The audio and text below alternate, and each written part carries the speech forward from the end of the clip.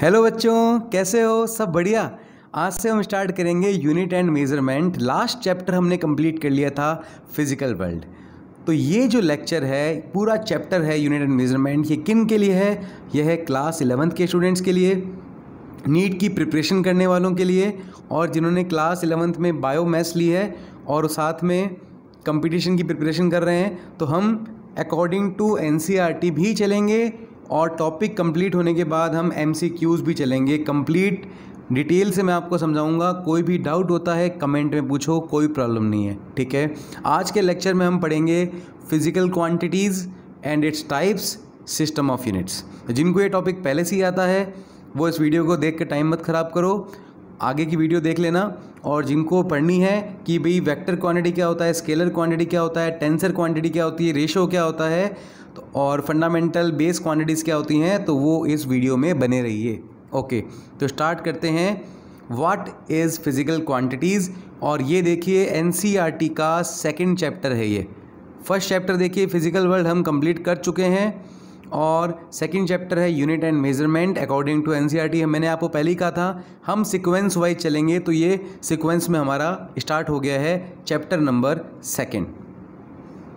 Okay, तो सबसे पहले बात आती है व्हाट इज़ फिजिकल क्वांटिटीज़। तो देखिए फिजिक्स की एक और डेफिनेशन बनती है, in physics we study about physical quantities. Physics में हम फिजिकल क्वांटिटी पढ़ते हैं, या आप कह सकते हैं, आपसे पूछा है वो पता नहीं हो कि डेफिनेशन ऑफ फिजिक्स क्या है, तो एक तो ये भी पता है कि in physics is the branch of science in which we study about the nature and its phenomena. और हम ये भी कह सकते हैं physics is that branch of science in which we study about the physical quantities. Okay, दूसरी बात यहाँ पर फिजिकल क्वांटिटी का मतलब क्या है। फिजिकल क्वांटिटी वो क्वांटिटी होती है जिसका मेज़रमेंट किया जाता है। हम फिजिक्स में केवल वो ही क्वांटिटी के बारे में पढ़ते हैं जिनका मेज़रमेंट किया जाता है। जैसे हीट को मेज़र कर सकते हो, यस। टेम्परेचर को मेज़रमेंट कर सकते हैं, yes. Speed, time, displacement, force, work, torque, जितनी भी क्वांटिटीज़ होती हैं हम उनका मेज़रमेंट कर सकते हैं। जिनका मेज़रमेंट नहीं कर सकते वो नॉन फिज़िकल क्वांटिटीज़ होती हैं। तो फिज़िकल क्वांटिटी क्या होती हैं? जिनका मेज़रमेंट किया जा सके और जो फिज़िक्स के लॉ को फॉलो करती हो। समझ में आ गई बात? ओके। नॉन फिज़िकल क्वांटिटीज़ क्या होती हैं? जिनको मेज़र नहीं कर सकते। कौन कौन सी? देखिए फटाफट इसका बता देता हूँ कि ज़्यादा टाइम वेस्ट नहीं करेंगे। नॉन फिज़िकल क्वांटिटीज़ में जैसे इमोशंस, हैप्पीनेस, सैडनेस। जैसे मैं बहुत दुखी हूँ तो कोई पूछेगा कि कितना दुखी हो, उसकी यूनिट बताओ, तो मैं नहीं बता सकता, बिकॉज इन चीज़ों की यूनिट्स नहीं बनी है। कोई चीज़ मीठी है, कितनी मीठी है, उसकी कोई मेज़रमेंट नहीं है। ओके, तो ये सभी नॉन फिज़िकल क्वांटिटीज़ आती हैं। फिज़िक्स में हम केवल फिज़िकल क्वांटिटी के बारे में ही बात करते हैं। ओके, तो यहाँ पर हम फिज़िकल क्वांटिटीज़ को भी 6 पार्ट में या 6 कैटेगरी में डिवाइड करते हैं। सबसे पहली कैटेगरी है कांस्टेंट और रेशो। कांस्टेंट और रेशो की बात करें तो देखिए आपने अभी 10th क्लास में जो पढ़ रखा है, मैं पहले उनसे स्टार्ट करता हूँ। आपने ऑप्टिक्स में पढ़ा होगा रिफ्रैक्टिव इंडेक्स। तो रिफ्रैक्टिव इंडेक्स जो होता है म्यू, उसकी ग्लास के लिए वैल्यू होती है 1.5, वाटर के लिए वैल्यू होती है 1.33। 1.33 आगे क्या? केजी, मीटर, सेंटीमीटर, क्या 1.5?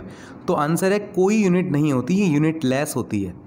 तो जो क्वांटिटीज़ यूनिट लेस होती है उन्हें कांस्टेंट कहते हैं या उन्हें रेशोज़ कहते हैं। रेशोज़ का मतलब जैसे आप देखिए ट्रिग्नोमेट्री रेशो हम ले लेते हैं, सिंपल अभी बातें करते हैं।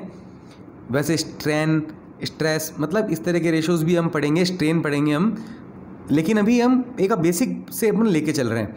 जैसे हम पढ़ते हैं टेन थीटा। टेन थीटा क्या होता है? Perpendicular upon base. परपेंडिकुलर एक लेंथ है जो होगी सेंटीमीटर में, बेस भी एक लेंथ है वो भी सेंटीमीटर में होगी।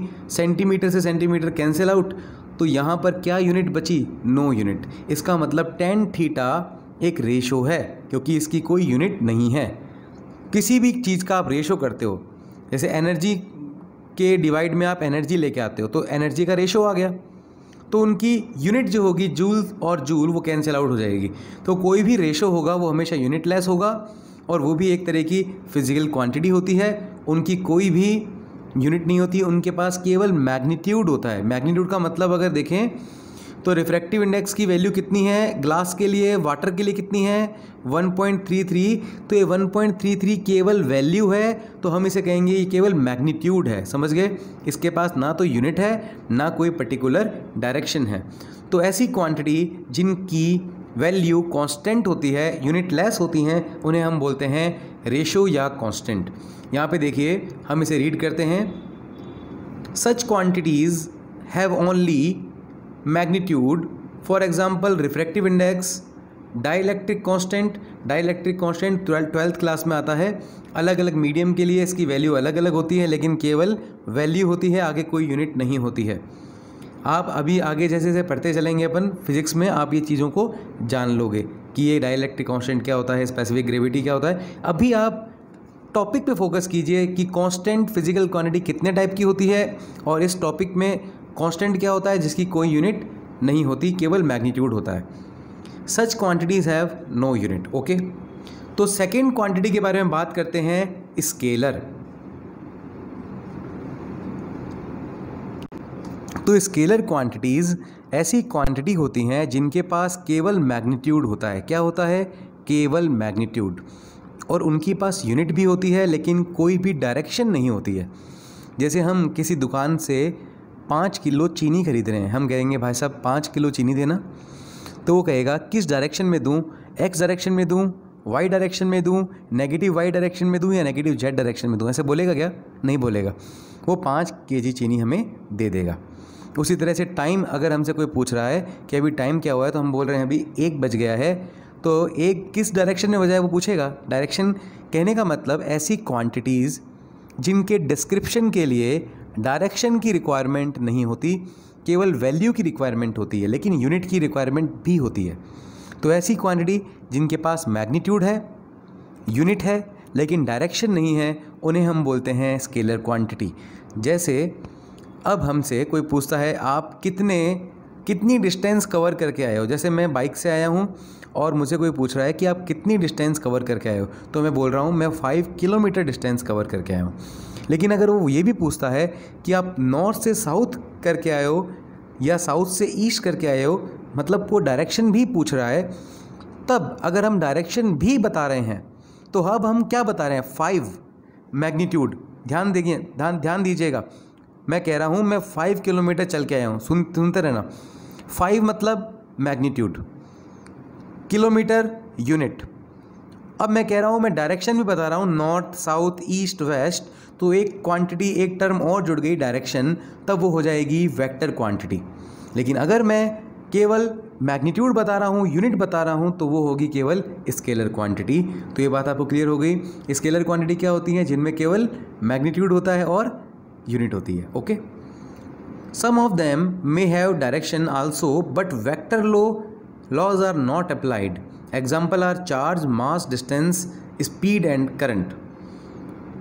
इसके बारे में आगे बात करेंगे।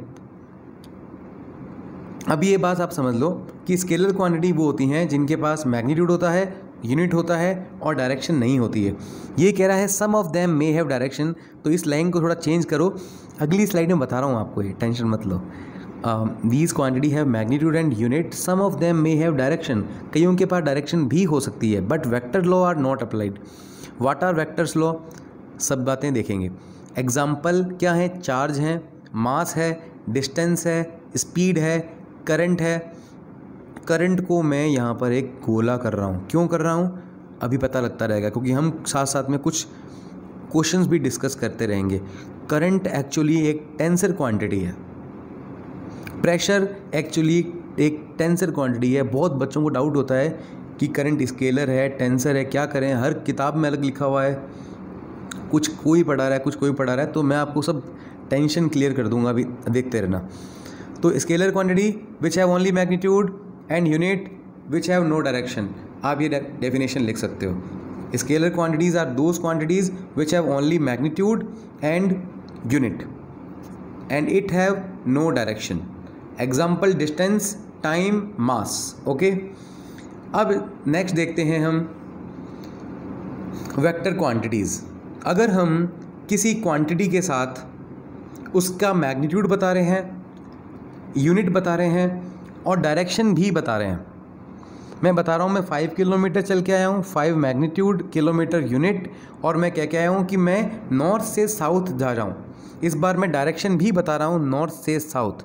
तो अब ये स्केलर क्वांटिटी ना होकर ये हो गई है वेक्टर क्वांटिटी और ये बन गया है डिस्प्लेसमेंट। ये बात आपको क्लियर हो गई। तो डिस्टेंस एक स्केलर क्वांटिटी होती है जबकि डिस्प्लेसमेंट एक वेक्टर क्वांटिटी होती है जिसमें डायरेक्शन भी है। अगर डिस्टेंस के साथ डायरेक्शन बताते हो तो वो डिस्प्लेसमेंट होता है। बेसिकली बात है, ठीक है। तो इसको रीड कर लेते हैं। These quantities possess magnitude, unit and direction, 3 चीज़ें हैं इसके पास। They also follow triangle law of vector addition and parallelogram law of vector addition. For example velocity, force, momentum, torque, displacement. अब मैं आपको समझाता हूँ कि ये वेक्टर लॉ क्या होता है, ठीक है। तो उसके लिए थोड़ा यहाँ पे देखिए, कोई भी वेक्टर क्वांटिटी होती है तो उसके पास डायरेक्शन भी होती है। अब मैं यहाँ पर किसी वेक्टर क्वांटिटी को लिख रहा हूँ, जैसे ये ए एक क्वांटिटी वेक्टर क्वांटिटी है, तो हम इसको वेक्टर क्वांटिटी को एरो, इसके हेड पर हम एरो बनाते हैं ताकि हमें पढ़ने वाले को ये पता लग जाए कि हम वेक्टर क्वांटिटी के बारे में बात कर रहे हैं। तो अब एक वेक्टर क्वांटिटी की डायरेक्शन है ऐसे, ठीक है। ये चैप्टर आएगा वेक्टर एंड स्केलर अलग से, उसमें अच्छी तरह पता लगेगा। एक बार दिमाग में थोड़ा सा बिठा लो कि भाई क्या होता है वेक्टर, ठीक है। एक क्वांटिटी है वेक्टर ऐसे, इस डायरेक्शन में जा रही है। एक क्वांटिटी है बी वेक्टर, फिर ये भी वेक्टर क्वांटिटी है क्योंकि ये वेक्टर का सिंबल होता है बेटा। कोई भी वेक्टर क्वांटिटी को हम इस सिंबल से रिप्रेजेंट करते हैं। ये इस डायरेक्शन में जा रही है। इसकी वैल्यू मान लेते हैं, इसका मैग्नीट्यूड है 5, इसका मैग्नीट्यूड है 5। हमें इन दोनों को जोड़ना है तो हम डायरेक्ट ऐसे नहीं जोड़ सकते कि 5 + 5 10। इनका एक लॉ होता है, उसको बोलते हैं वेक्टर एडिशन, वेक्टर अलजेब्रा। तो उस लॉ के अकॉर्डिंग ही हमें इनको ऐड करना होता है। तो वेक्टर क्वांटिटीज़ जो होती हैं वो वेक्टर अलजेब्रा को फॉलो करती हैं। वेक्टर अलजेब्रा क्या होती है, अभी वेक्टर एंड स्केलर जो नेक्स्ट चैप्टर आएगा उसमें मैं अच्छी तरह से क्लियर कर दूंगा। तो यहाँ पर आप समझिए कि वेक्टर क्वांटिटीज़ वो होती हैं जिनके पास मैग्नीट्यूड है, यूनिट है, डायरेक्शन है और वो अपने वेक्टर अलजेब्रा के लॉ को फॉलो कर रही हैं। स्केलर क्वांटिटी में वेक्टर अलजेब्रा के लॉ को फॉलो नहीं किया जाता है। नॉर्मल जैसे अभी आपने एक थैले में 5 किलो चीनी ली, उसको कहा भैया 1 किलो चीनी और डाल दो, तो उसने 1 किलो चीनी और डाल दी, तो आपके पास कितनी होगी, 5 + 1 6। तो नॉर्मल आपने कर लिया। तो ये होता है नॉर्मल मैथमेटिकल अलजेब्रा। और हम वेक्टर के साथ ऐसा नहीं करते। वेक्टर में हम नेगेटिव माइनस भी कर लेते हैं, सब में प्लस भी कर लेते हैं, एंगल भी देखा जाता है, तो वो सब वेक्टर अलजेब्रा के अंदर आता है। समझ गए बात? ओके। तो स्केलर, वेक्टर और रेशियो में क्लियर, कोई प्रॉब्लम तो नहीं है। अब 4th टाइप की क्वांटिटी होती है फेजर्स। क्या होते हैं? Phasors. These possess magnitude and phase, they follow triangle law, simple harmonic motion, waves, AC voltage, AC current, ये सभी फेज़र हैं। देखिए फेज़र क्या होते हैं, जैसे हम 12th क्लास में देखेंगे कि कई क्वांटिटीज़ को, जैसे हम यहाँ पे बनाते हैं y = y0 sin ω t। समझ में आता रहेगा, टेंशन मत लो, ये सब पता लगेगा, अभी तुम्हें नहीं है तुम्हारे लिए। ये y = y0 sin ω t बेटा, ये एक इक्वेशन है, इसको बोलते हैं साइनोसॉइडल इक्वेशन। क्या बोलते हैं इसको? साइनोसॉइडल इक्वेशन, क्योंकि ये साइन यहाँ पर आ गया है, इसको साइनोसॉइडल इक्वेशन बोलेंगे। इसको हम फेज़र के रूप में डिनोट कर सकते हैं। कैसे करते हैं मैं आपको बताता हूँ। वो इक्वेशन क्या थी? y = y0 sin ω t। तो उसका मैग्नीट्यूड कितना है बेटा? y0। आगे जो लिखा हुआ था ना y = y0 sin ω t, तो ये जो एरो है यहाँ पे हम लिखेंगे उसका मैग्नीट्यूड y0 और यहाँ हम लिखेंगे उसका एंगल ω t। तो इस तरह से भी कुछ क्वांटिटीज़ होती हैं, आपको ये समझ में आती रहेंगी। बस आपको ये समझना है कि भाई फिजिकल क्वांटिटी कितने टाइप की हो सकती हैं। तो ये है फेज़र क्वांटिटी के बारे में बातें। एसी चैप्टर आता है 12th क्लास में, चैप्टर नंबर आई थिंक 7 है या 10th है। आरबीएसई के अकॉर्डिंग 10th है और सीबीएसई के अकॉर्डिंग 7th चैप्टर है। उसके अंदर हम फेज़र क्या होता है इसके बारे में डिटेल में बात करेंगे। ओके, अब बात आती है टेंसर क्वांटिटी की। टेंसर क्वांटिटी की तो आपने क्या देखा, फिर से स्केलर में मैग्नीट्यूड है, यूनिट है, रेशो में मैग्नीट्यूड है, यूनिट नहीं है, वेक्टर में मैग्नीट्यूड है, यूनिट है, डायरेक्शन है। बात आती है टेंसर की। टेंसर में मैग्नीट्यूड होता है प्लस डायरेक्शन होती है, सुनते रहे ना, प्लस यूनिट तो होती है, प्लस प्लेन भी होता है। प्लेन बताता रहता हूँ क्या मतलब है प्लेन का। तो टेंसर क्वांटिटीज़, लेकिन टेंसर क्वांटिटीज़ क्या करती हैं, वेक्टर अलजेब्रा को फॉलो नहीं करती, does not obey vector algebra. उसमें भी डायरेक्ट ही जुड़ता है। जैसे इसका एक एग्जांपल होता है प्रेशर। प्रेशर एक टेंसर क्वांटिटी है, करंट भी एक टेंसर क्वांटिटी है। कैसे एग्जाम में क्वेश्चन आएंगे, कैसे हमें परफॉर्म करने हैं, उसके बारे में भी बताता हूँ। जैसे मैं आपको फिर से बता रहा हूँ कि अगर आपको किसी क्वांटिटी में अगर डिस्क्रिप्शन दी हुई है, मैग्नीट्यूड भी गिवन है, डायरेक्शन गिवन है, यूनिट गिवन है, प्लेन के बारे में भी गिवन है, तो वो होती है टेंसर क्वांटिटी। जैसे प्लेन, लेकिन जैसे प्रेशर, लेकिन टेंसर क्वांटिटी वेक्टर अलजेब्रा को फॉलो नहीं करती। वेक्टर अलजेब्रा जिसमें डायरेक्शन देखी जाती है, जिसमें एंगल देखा जाता है, हम इसके बारे में बात नहीं करते। जैसे दो प्रेशर लग रहे हैं, एक प्रेशर की वैल्यू है 10 पास्कल, पास्कल यूनिट होती है प्रेशर की, और एक प्रेशर की वैल्यू है 5 पास्कल, तो 10 + 5 कितना हो जाएगा, 15। हम डायरेक्ट ऐड कर सकते हैं। तो टेंसर क्वांटिटी को डायरेक्ट ऐड कर सकते हैं, वेक्टर अलजेब्रा को फॉलो नहीं करती हैं। समझ में आ गई बात? ओके। लेकिन इनके पास डायरेक्शन भी होती है, क्योंकि मैं आपको एक एग्जांपल से समझाता हूँ। जैसे ये एक कंटेनर है, सुनते रहना, और कंटेनर में ये पानी भरा हुआ है। पानी क्या करता है बेटा, जिस भी कंटेनर भरा होता है उस पर प्रेशर लगाता है। किस डायरेक्शन में प्रेशर लगाएगा, ऐसे। किस डायरेक्शन में प्रेशर लगाएगा, ऐसे। यहाँ भी भरा हुआ है, इधर भी पूरा पानी बाहर की तरफ प्रेशर लगाता है, इधर पानी प्रेशर लगा रहा है। तो आप देखिए प्रेशर की डायरेक्शन है या नहीं है, है। वैल्यू है या नहीं है, है। डायरेक्शन भी है, वैल्यू भी है, लेकिन ये डायरेक्ट ऐड होते हैं, इनको वेक्टर अलजेब्रा की रिक्वायरमेंट नहीं होती। समझ में आ गई बात? तो टेंसर क्वांटिटी आर दोर quantity which have magnitude, which have direction, and they specified also plane at which they acted। देखिए अब ये जो कंटेनर में ये जो प्रेशर लग रहा है, ये इस पूरे जो कंटेनर की सरफेस है, ये पूरी इसके परपेंडिकुलर लग रहा है। देखिए बताता हूँ फिर से, मैं इसको हटाता हूँ, फिर से बनाता हूँ। ये देखिए ऐसे एक ये कंटेनर है, यहाँ पे देख लीजिए, ठीक है। इसमें पानी भरा है। बेटा जो कंटेनर में कोई भी चीज़ भरी होती है, वो जो भी चीज़ भरी होती है सभी डायरेक्शन में प्रेशर लगाती है। तो इधर भी प्रेशर लगेगा, इधर भी प्रेशर लगेगा, और नीचे भी प्रेशर लगेगा, ठीक है। अब ये जो प्रेशर लग रहा है, ये पूरे इस प्लेन पर लग रहा है नीचे। ये जो प्रेशर लग रहा है, ये भी इसके पूरे प्लेन पर लग रहा है, पूरे सरफेस पर लग रहा है। ये प्रेशर भी पूरे सरफेस पे लग रहा है। तो प्रेशर के लिए हम प्लेन भी स्पेसिफाइड करते हैं। तो ये होती है टेंसर क्वांटिटीज़। तो यहाँ पर ये कह रहा है such quantities do not have any specified direction but have different values in different direction. For example moment of inertia, anisotropic medium, even density, refractive index, dielectric constant, electrical conductivity, stress. इसके बारे में भी बात करते हैं। जैसे अब क्या होता है, हमने लाइट के अंदर, ऑप्टिक्स के अंदर पढ़ा था रिफ्रैक्टिव इंडेक्स क्या होता है। किसी मीडियम का रिफ्रैक्टिव इंडेक्स होता है जो लाइट को बेंड करता है। जैसे ये एक मीडियम है और ये नॉर्मल है, और इस तरह से लाइट रे आ रही है, और ये हमारा एटमॉस्फेयर मान लेते हैं पूरा। अब आपको पता है एटमॉस्फेयर में जितना हम अर्थ के पास जाते रहते हैं उतनी ही डेंसिटी बढ़ती रहती है और रिफ्रैक्टिव इंडेक्स भी बढ़ता रहता है। अर्थ के सरफेस के पास एटमॉस्फेयर की डेंसिटी ज़्यादा होती है, रिफ्रैक्टिव इंडेक्स भी ज़्यादा होता है। तो वो क्या करता है, लाइट को ज़्यादा बेंड करता है। तो यहाँ पर अगर रिफ्रैक्टिव इंडेक्स, क्योंकि ऊपर वाली लेयर क्या होती है, रेयर मीडियम होती है, तो यहाँ पर अगर रिफ्रैक्टिव इंडेक्स 1.4 है तो थोड़ा सा नीचे जाएंगे तो इसका रिफ्रैक्टिव इंडेक्स 1.5 होगा, और नीचे जाएंगे तो 1.6 होगा, और नीचे जाएंगे तो 1.7 होगा। तो अलग अलग डायरेक्शन में इसकी वैल्यू भी अलग अलग है। तो ये भी बात आती है टेंसर में कि अलग अलग डायरेक्शन में इसकी वैल्यू अलग अलग होती है। ये भी टेंसर क्वांटिटीज़ होती हैं। अब मैं टेंसर क्वांटिटी के बारे में आपको डिटेल में बताता हूँ कि आपको क्या क्या ध्यान रखना है, ठीक है। अब आप इतना से बात ध्यान रखिए, आपका कभी कोई क्वेश्चन नहीं गलत होगा। मैं एग्जांपल बताता हूँ आपको।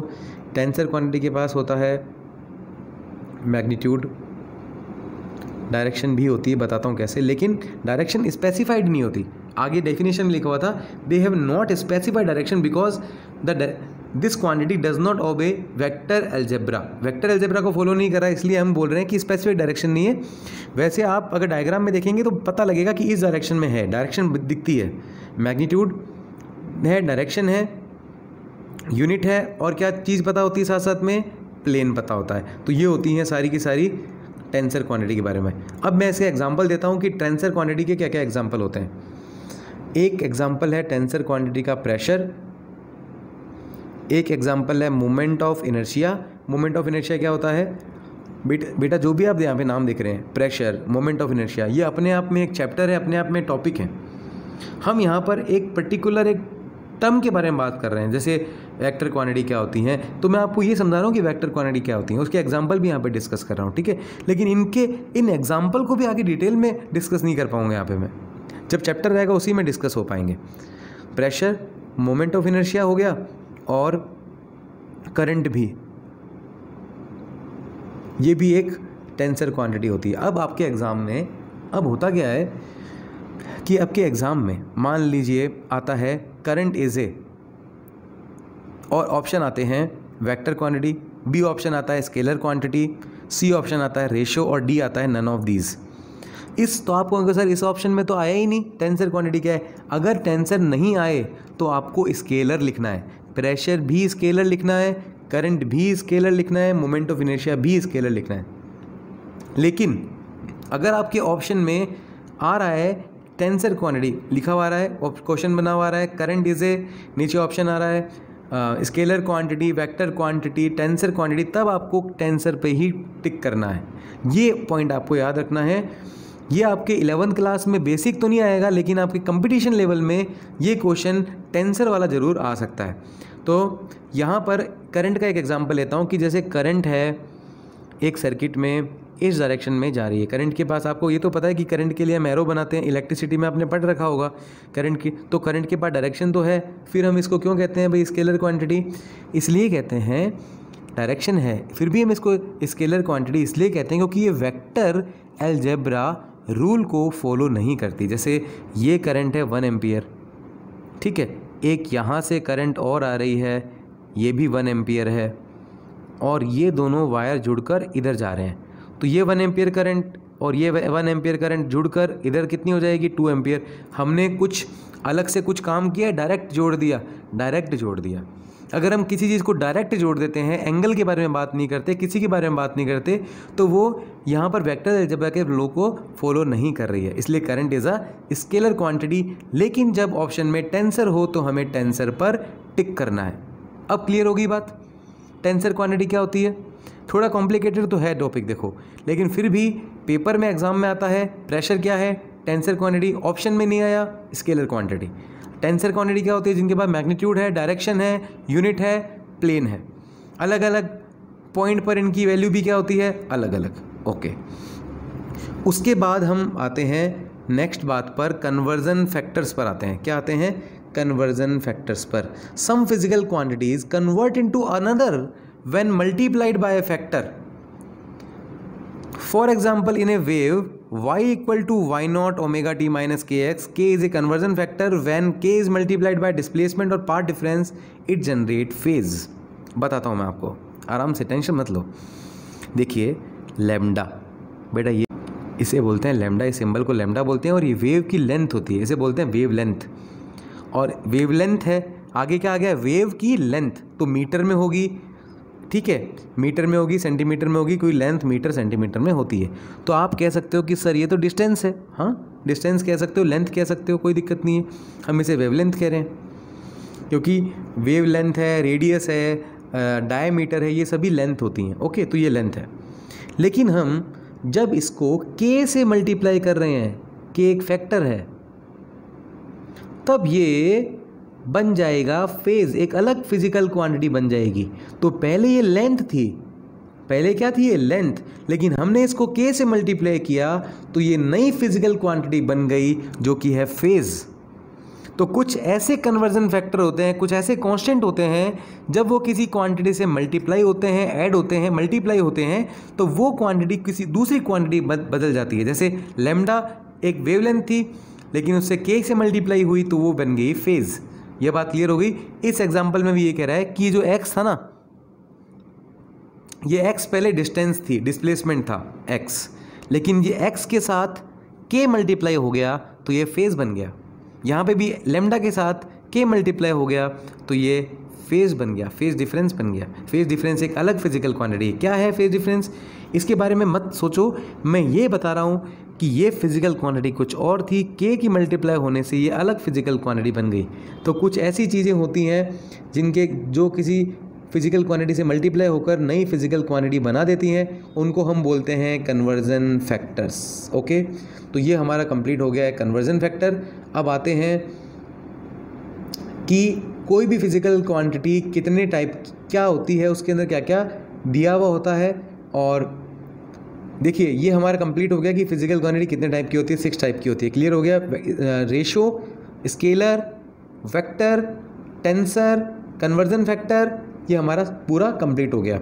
अब आगे देखिए, यहाँ पर हम देखते हैं in general a physical quantity equals to magnitude and unit. If the unit change the magnitude will also change. बताता हूँ कैसे। आपने 1 किलो चीनी ली, 1 kg ऑफ शुगर। हमने दुकान वाले से कहा 1 kg शुगर देना। एक दूसरा आदमी आया, उसने कहा कि भैया मुझे 1000 ग्राम चीनी दे। वो अपने सामने थोड़ा एटीट्यूड में कि भाई तुम 1 किलो चीनी ले रहे हो, मैं 1000 ग्राम शुगर ले रहा हूँ। तो हम कहेंगे क्वांटिटी सेम है भाई, ये 1 किलो चीनी, बस आप यूनिट अलग यूज़ कर रहे हो। तो अलग यूनिट यूज़ करने से नंबर मैग्नीट्यूड भी चेंज हो जाता है। ये बात आपको क्लियर हुई कि मेरे इस यूनिट को हम लेते हैं, एक मिनट, इस यूनिट को हम लेते हैं U1, ठीक है। इस नंबर को लेते हैं हम N1। अब यूनिट चेंज कर दी मैंने, क्या कर दी, ग्राम, तो इसको हम लेते हैं U2, तो नंबर भी चेंज हो जाएगा N2। कहने का मतलब अगर मैं अलग यूनिट चेंज करता हूँ तो मैग्नीट्यूड भी चेंज होता है। बात यही है, सेम है। 1 kg sugar equal to 1000 gram sugar, लेकिन यहाँ 1 है, यहाँ 1000 है, तो मैग्नीट्यूड भी चेंज है। यहाँ kg है, यहाँ ग्राम है, यूनिट भी चेंज है। लेकिन हम यहाँ पर ये लिख सकते हैं N1 numerical value equal to unit equals to N2 U2। ये क्लियर हुआ। Number 1 kg 1000 gram both are equal. तो ये आपको इक्वेशन समझ में आई। ओके, अब फिजिकल क्वांटिटी को हम 2 टाइप में डिवाइड करते हैं, fundamental quantities and derive quantity. Physical quantity को कितने टाइप में डिवाइड करते हैं, फंडामेंटल एंड डिराइव। सबसे पहले बात करते हैं हम फंडामेंटल क्वांटिटीज़ के बारे में। फंडामेंटल क्वांटिटीज़ ऐसी क्वांटिटी होती हैं जो किसी दूसरी क्वांटिटी पर डिपेंड नहीं करती हैं, जिसको स्पेसिफाइड करने के लिए अदर क्वांटिटीज़ की ज़रूरत नहीं होती है, जिनका मेज़रमेंट डायरेक्ट किया जा सकता है। जैसे अगर मुझे देखना है कि ये पेन कितने सेंटीमीटर का है, तो मुझे इसके लिए फॉर्मूला लगाना है या मैं डायरेक्ट मेज़रमेंट कर सकता हूँ, डायरेक्ट मेज़र कर सकता हूँ। तो हमारी फ़िज़िक्स में कुछ ऐसी क्वांटिटी हैं जो किसी दूसरी क्वांटिटी पे डिपेंड नहीं करती हैं। जैसे मैं आपको समझाता हूँ, जैसे अभी आपको स्पीड निकालनी है, स्पीड, तो आपको स्पीड के लिए क्या चाहिए, डिस्टेंस अपॉन टाइम। डिस्टेंस चाहिए, अपॉन में आपको टाइम चाहिए। तो आपको डिस्टेंस और टाइम की रिक्वायरमेंट है। बिना डिस्टेंस और टाइम के आप स्पीड बता सकते हो क्या? नहीं। It means speed depends upon distance and time. तो स्पीड डिपेंड करती है, लेकिन जो क्वांटिटी किसी अदर क्वांटिटी पे डिपेंड नहीं करती है वो फंडामेंटल या बेस क्वांटिटी कहलाती है। हमारे फिजिक्स में जितने भी फॉर्मूले बनेंगे बेटा, जितने भी फॉर्मूले, हीट का, टेम्परेचर का, आप 11th में देख लो, आप 12th में देख लो, electrostatic, magnetism, electromagnetism, ray optics, wave optics, mechanics, कुछ भी आप देखोगे ना, थर्मोडायनेमिक्स, जो भी फॉर्मूला बनेगा वो 7 क्वांटिटी से ही मिलकर बनते हैं। पूरी फिजिक्स में जो भी फॉर्मूले बनते हैं 1 2 3 4 5 6 7, ये 7 फिजिकल क्वांटिटी से ही बनते हैं। मैं यहाँ पर 7 फिजिकल क्वांटिटी बताऊँगा, आप दुनिया में कोई भी फॉर्मूला उठा लो, इस 7 फिजिकल क्वांटिटी के अलावा उसमें यूज़ नहीं होगी। कोई भी फॉर्मूला उठाओगे उसमें यही 7 फिजिकल क्वांटिटी से ही कोई भी फॉर्मूला बनता है। फिजिक्स का कोई भी फॉर्मूला इन 7 फिजिकल क्वांटिटी से ही बनता है। क्लियर होगी बात? Okay. The quantities that do not depend upon any other quantities are called fundamental और एब्सोल्यूट और base quantities. Initially only 3 fundamental quantities length, mass and time were considered. देखो बेटा, initially 3 ही तरह की क्वांटिटीज़ देखी जाती थी, लेंथ, मास और टाइम।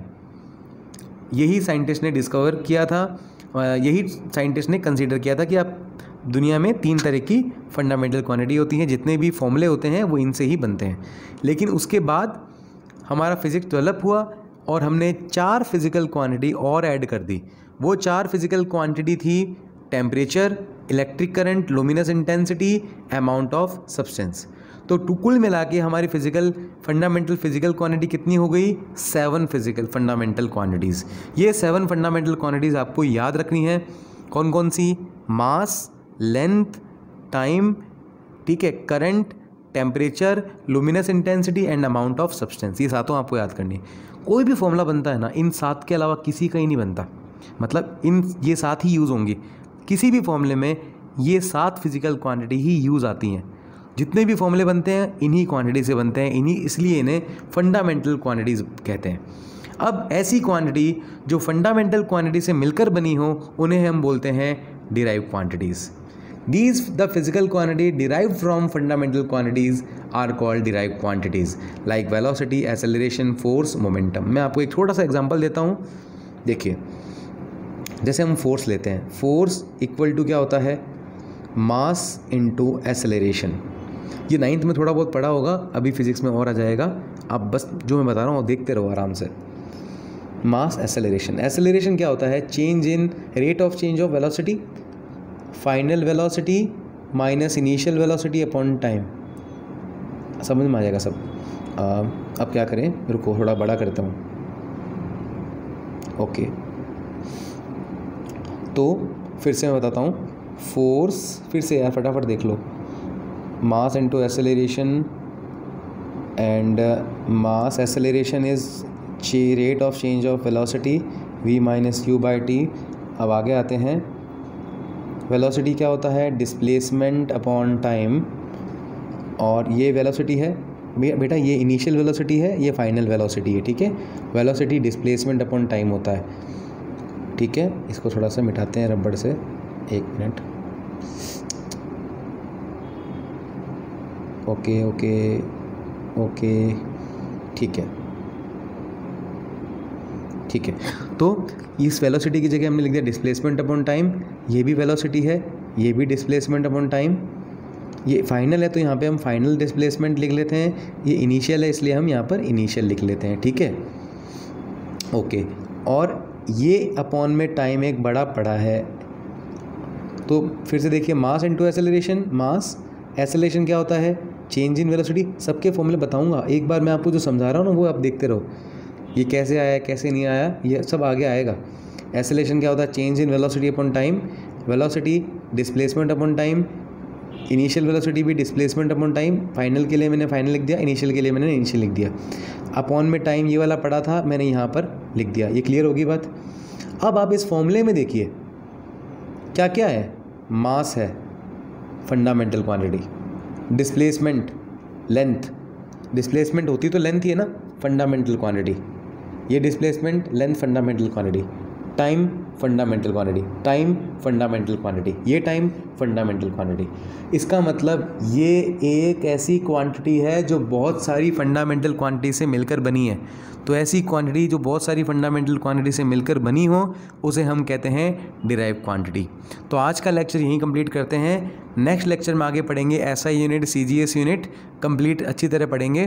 तो समझ में आया? अगर कोई डाउट हो तो मुझसे कमेंट सेक्शन में पूछना। आज के लिए इतना ही, बाकी करेंगे नेक्स्ट लेक्चर में।